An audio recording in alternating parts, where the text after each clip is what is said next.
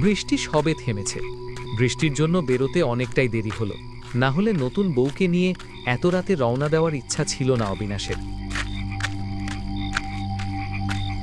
জনা ছয়েক পালকি বাহক যত তাড়াতাড়ি সম্ভব গন্তব্যে পৌঁছানোর চেষ্টা করে চলেছে।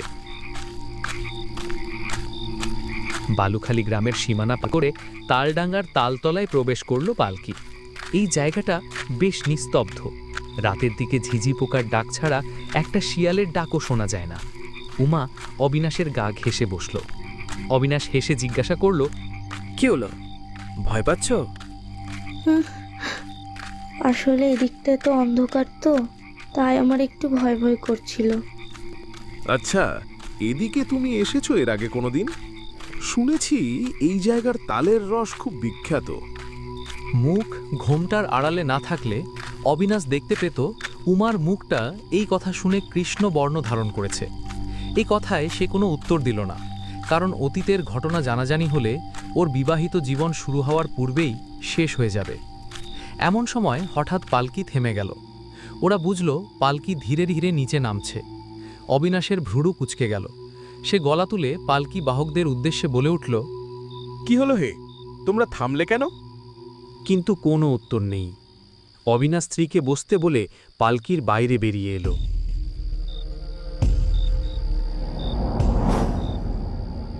কিন্তু এ কি আশ্চর্য ব্যাপার, বাইরে তো কেউই নেই। এদিকে উমার ভয়ে বুক শুকিয়ে যাচ্ছে।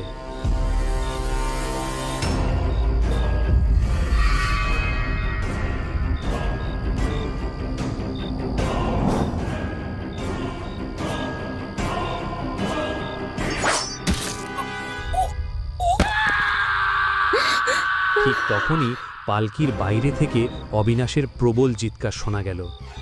সঙ্গে সঙ্গে উমা পালকির বাইরে মুখ বাড়ালো, আর যা দেখল তাতে তার গা শিউরে উঠল। অবিনাশ চিৎ হয়ে পড়ে আছে। অবিনাশের প্রাণহীন দেহের বুকের বাঁ দিকে গাঁথা আছে একটা ছুরি।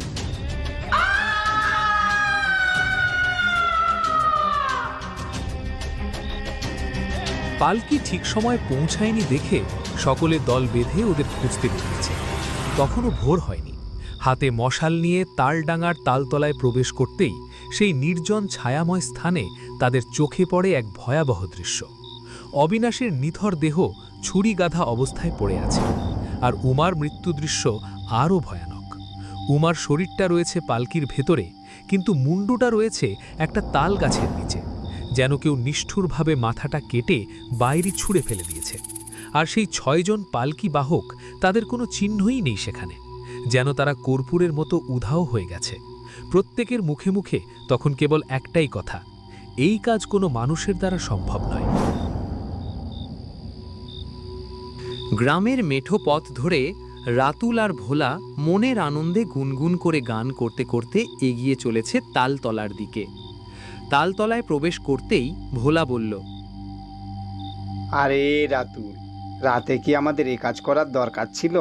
সবার মতো তো আমরা সকালেই এ কাজ করতে পারতাম। কেন রে, তুইও ভূতের ভয় পাচ্ছিস নাকি? ভয় যদি পেতাম তাহলে কি এখানে আসতাম? আরে আরে, খেপে যাচ্ছিস কেন? আমি তো শুধু মজা করছিলাম। আচ্ছা ছাড় এসব, চল একটু বসে খাওয়া দাওয়া করা যাক। নে নে, চাটাইটা বিছিয়ে দে, তারপর তোকে একটা জিনিস দেব। ভোলা চাটাই বিছিয়ে দিল গাছের নিচে। ওরা দুজনেই সেখানে বসল।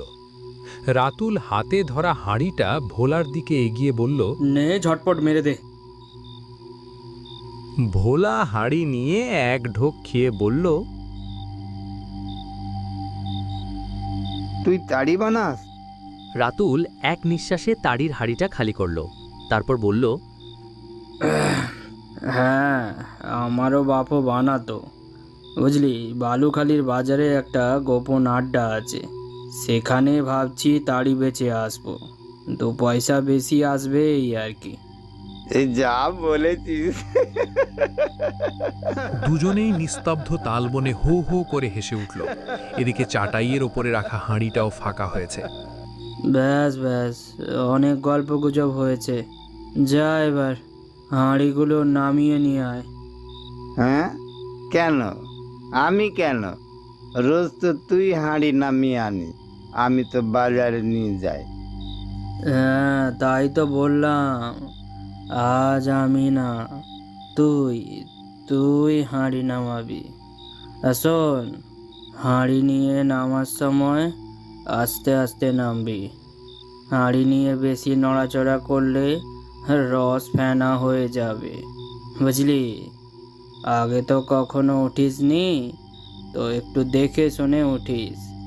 পড়ে গেলে, হাত পা ভাঙলে রোজকার মাথায় উঠবে। তুই নিজেকে কি ভাবিস? আজ আমি গাছে উঠে দেখিয়ে দেবো আমি পারি কি না।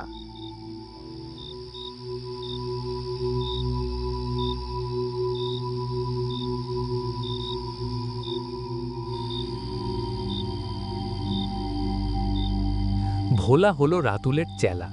রাতুল যা বলে ওকে তো সেটাই করতে হয়, আর প্রত্যেকবারের মতো সেটাই করতে হচ্ছে। ভোলা আস্তে আস্তে হাঁড়িগুলো নামিয়ে আনলো। মোট 4টে হাঁড়ি দড়ি দিয়ে শক্ত করে বাঁধছিল রাতুল।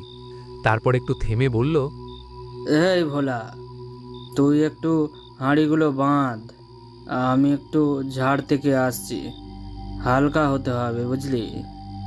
আজ একটু বড্ড নেশা হয়ে গিয়েছে, তাড়িটা একটু বেশি মেরেছি কি না। এই বলে রাতুল ঝোপঝাড় টপকে অন্ধকারে মিলিয়ে গেল। রাতুলের হাঁড়িগুলো দড়ি দিয়ে বাঁধার সময় ভোলার মনে হলো রাতুলের হাঁড়িগুলো একটু বেশি ভারী। এমন সময় ওর মাথায় একটা বদমাইশি বুদ্ধি খেলে গেল। রাতুলকে সরাসরি জব্দ করার সাহস ওর নেই, তাই রাতুলের হাঁড়ি থেকে একটু রস চুরি করে নিজের হাঁড়িতে ঢেলে নেবার লোভ সে সামলাতে পারল না। ভোলা ঝোপঝাড়গুলোর দিকে সতর্ক দৃষ্টি নিক্ষেপ করে দেখল রাতুল এখনো আসছে না। সে চুপি চুপি রাতুলের হাঁড়িটা তুলতেই বিদ্যুতের এক ঝলকে হঠাৎ তার চোখ আটকে গেল রসের হাঁড়ির ভেতরে। রসের মধ্যে কি যেন নড়ছে। ভোলা হাঁড়ির ভিতরে হাত ঝুঁকিয়ে সেই জিনিসগুলোকে তুলে এনে দেখল এক মুঠো চুল। ভোলার চোখ বড় বড় হয়ে গেল। চুল! এত চুল কোথা থেকে এলো? এত বড় চুল নিশ্চয়ই কোনো মেয়ে মানুষেরই হবে, কিন্তু সেটা হাঁড়িতে এলো কি করে? হাঁড়ি তো আর মাটিতে ছিল না, ছিল গাছের ওপরে। চুল ধরে টানতে কিছু একটা যেন হাঁড়ির মুখে আটকে গেল। ভোলা একটু জোর দিয়ে টানতেই ওর হাতে উঠে এলো লম্বা চুল বিশিষ্ট একটা মেয়ে মানুষের কাটা মাথা। ভোলার শরীর ঠান্ডা হয়ে গেল। বিদ্যুতের ঝলকানিতে মেয়ে মানুষের আস্ত মুখটা চকচক করে ফুটে উঠল। ভোলা সেই মেয়েটির মুখ চিনতে পারল। ঠিক তখনই মেয়েটি চোখ খুলে অগ্নিদৃষ্টি নিক্ষেপ করল ভোলার দিকে। ভোলা মাথাটা ছুঁড়ে ফেলে দিয়ে তীব্র আর্তনাদ করে ছুটতে শুরু করল। কিন্তু মেয়েটির কাটা মুন্ডু থেকে লম্বা লম্বা পিচ্ছিল কালো চুল সাপের মতো এগিয়ে গেল ভোলার পায়ের দিকে। দড়ির মতো করে তার ডান পা জড়িয়ে ধরল। ভোলা মুখ থুবড়ে পড়ল মাটিতে। পা থেকে ছাড়াতে চেষ্টা করল চুলগুলো, কিন্তু সেই চুল জীবন্ত হয়ে আষ্টে পিষ্টে জড়িয়ে ধরল ভোলার গোটা শরীর। তারপর ভোলার মুখ থেকে বেরিয়ে এলো মরণ চিৎকার।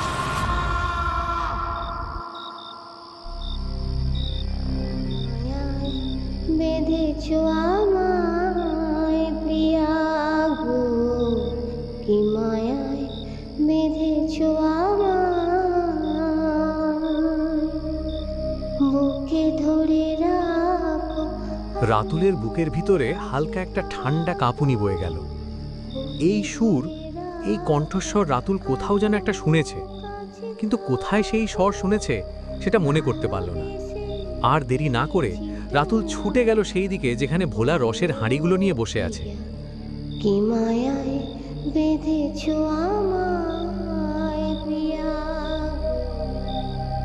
এ ভোলা, চল বাপ, এবার ঘরে যাই। কিরে, কোথায় গেলি? এ কি, এখানে তো কেউ নেই, চাটাই পুরো ফাঁকা, আর হাঁড়িগুলোও নেই। সালা ভিতর ডিম একখানা, নিচের হাঁড়িগুলো নিয়ে আমায় ফেলে পালিয়েছে। এ ভোলা, বেঁধেছো আমায় প্রিয়া গো, কি মায়ায় বেঁধেছো। এত রাতে কোন মেয়ে এই জঙ্গলে এসে গান গাইবে? ভূতের উপদ্রব যে এখানে নেই তা রাতুল ভালোভাবেই জানে, কিন্তু এত চেনা চেনা লাগছে কেন সুরটা? হঠাৎ রাতুলের স্মৃতির পর্দার মধ্যে দিয়ে একটা হাসি মুখ ভেসে উঠল, যে এই সুরটা একমাত্র রাতুলের জন্যেই গাইত। রাতুল থমকে দাঁড়িয়ে অস্ফুটে বলে উঠল, উমা, ওগো প্রিয়া কি মায়ায় বেঁধেছ আমায় প্রিয়া। কিন্তু উমা তো মাসখানেক আগেই। আমি তোমাকে অনেক ভালোবাসি, তোমাকে ছাড়া আমি থাকতে পারবো না। বাবা মার পছন্দের ছেলের সাথে আমি কিছুতেই বিয়ে করব না। তুমি আমাকে নিয়ে চলো রাতুল, আমি তোমার সাথে যেতে চাই। উমা, তুমি একটু বোঝার চেষ্টা করো। তোমার মা বাবা তোমায় ভালোবাসেন, তিনারা তোমার ভালো চান। আর এই রস বিক্রি করে কিভাবে তোমাকে ভালো রাখবো বলো? আমার সেই ক্ষমতা নেই যে তোমায় দুবেলা ভালো খাওয়াবো। তাই তুমি বাড়ির পছন্দ করা ছেলেকেই বিয়ে করো উমা, দেখবে তুমি অনেক খুশি হবে। না রাতুল, বিশ্বাস করো, তোমাকে ছাড়া আমি থাকতে পারবো না। চলো না, চলো না, আমরা দুজন কোথাও চলে যাই। বেশ কয়েকটা দিন কেটে গেল। এখন উমার বাড়িতে বিয়ের তোড়জোড় শুরু হয়েছে। পুরো বাড়ি মেতে উঠেছে বিয়ের আয়োজনে। কিন্তু উমার মনে নেমে এসেছে দুঃখের কালো ছায়া। কারণ রাতুলকে যে সে বড্ড ভালোবাসে, তাকে ছাড়া জীবনটা কেমন যেন শূন্য মনে হয়। ভালোবাসার মানুষকে ছেড়ে অন্য একজনকে নিজের করে নেওয়া, এটা উমা কিছুতেই মেনে নিতে পারছে না।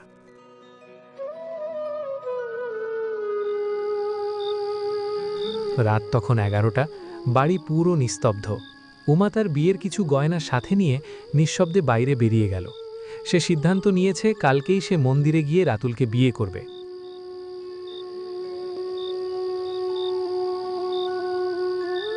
রাতুল, এই তারই বেঁচে আর কদিন চলবে বলতো? আর কটা দিন রে ভোলা, তারপর আমিও বড় লোক হয়ে যাব।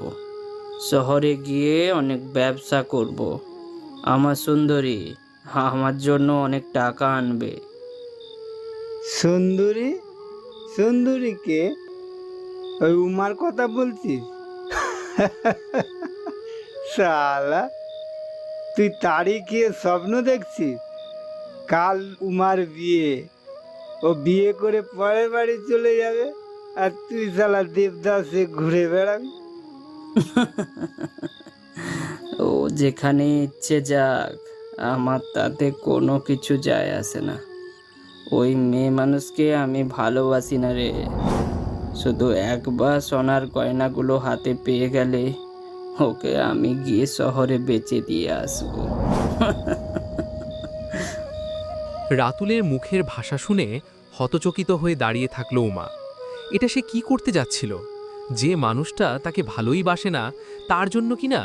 ছে ছে, এই কথা ভাবতেই তার নিজের ওপর ঘেন্না এলো। কিন্তু আর না, এক মুহূর্ত আর এখানে দাঁড়িয়ে থাকা যাবে না। সে সিদ্ধান্ত নিল বাবার দেখা ছেলেকেই সে বিয়ে করবে। ঠিক তখনই উমার পা লেগে বারান্দায় রাখা খালি কলসিটা পড়ে গেল। আওয়াজটা শুনে রাতুল আর ভোলা সঙ্গে সঙ্গে বাইরে বেরিয়ে এসে দেখে সেখানে উমা দাঁড়িয়ে আছে। উমা, উমা, তুমি আমায় ভুল ভাবছো। বিশ্বাস করো, আমি তোমায় অনেক ভালোবাসি। ছি রাতুল, ছি, আমি তোমাকে সব থেকে বেশি ভালোবেসেছিলাম। এমনকি তোমার জন্য আমার বাবা মাকেও আমি দুঃখ দিয়েছি। ছি ছি ছি ছি, তুমি এতটা নীচ। আজ যদি আমি এখানে না আসতাম, তাহলে তোমার ভেতরে থাকা এই শয়তানি চেহারাটা আমি কখনো দেখতে পেতাম না। আমার প্রাণ থাকতে আমি কখনো তোমাকে বিয়ে করব না, আর আমার বাবা মায়ের পছন্দ করা ছেলের সাথে আমি বিয়ে করব।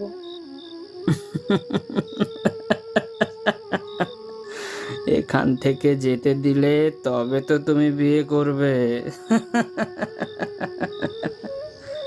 এই শয়তান, ছাড়, ছাড় আমাকে, ছাড় বলছি, আমি তোকে শেষ করে ফেলবো, ছাড় আমাকে।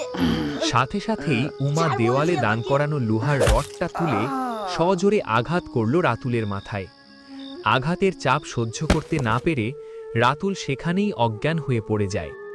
চোখের সামনে এই সমস্ত ঘটনা দেখে ভোলা নিজের প্রাণ বাঁচাতে সেখান থেকে পালিয়ে যায়।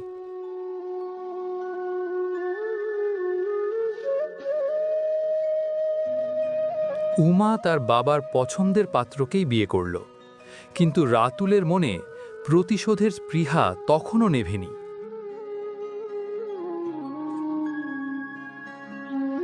বিয়ের পরের দিন শ্বশুরবাড়ি যাওয়ার জন্য যখন উমা আর অবিনাশ পালকি করে রওনা দেয়, ঠিক তখনই সুযোগ বুঝে অবিনাশের বুকের মধ্যে ছুরি গেঁথে দেয় রাতুল, আর উমাকে পালকি থেকে বের করে ওর গলা কেটে আলাদা করে ফেলে মাথাটাকে। আর ওই 6 জন পালকিবাহককে রাতুল আগে থেকেই হাত করে রেখেছিল। কি মায়ায় বেঁধেছো আমায়। হঠাৎ বিস্ফারিত দৃষ্টিতে রাতুল দেখল দূরের একটা তালগাছের পিছন থেকে এক ছায়ামূর্তি ধীরে ধীরে বেরিয়ে আসছে। তাকে স্পষ্ট দেখা না গেলেও রাতুল নিশ্চিত সেই উমা। ঠিক তখনই রাতুলের পায়ের কাছে গোল মতো কিছু একটা গড়িয়ে এলো। রাতুল নিচু হয়ে সেই গোল বস্তুটি তুলে নিতেই সঙ্গে সঙ্গে এক ভয়ঙ্কর ছায়ামূর্তি ঝাঁপিয়ে পড়ল রাতুলের পিঠে। প্রাণ বাঁচানোর জন্য রাতুল ছটফট করছে, হাতে ধরা মাথাটা যেন আঠার মতো লেগে আছে। কিছুতেই রাতুল হাত থেকে সেটা ফেলে দিতে পারছে না। কি মায়ায় পরদিন সকালে গ্রামের লোকজন দেখল তালতলার পরপর 2 গাছে রাতুল আর ভোলার ঝুলন্ত মৃতদেহ। ওদের গলায় বাঁধা লম্বা চুলের ফাঁস, চোখ দুটো খোলা, জিভ বেরিয়ে বুক অব্দি নেমে এসেছে, মুখে ভয়াবহ আতঙ্কের ছাপ। সেটা স্পষ্ট করে দিচ্ছে ওদের মৃত্যু কোনো মানুষের দ্বারাই ঘটেনি,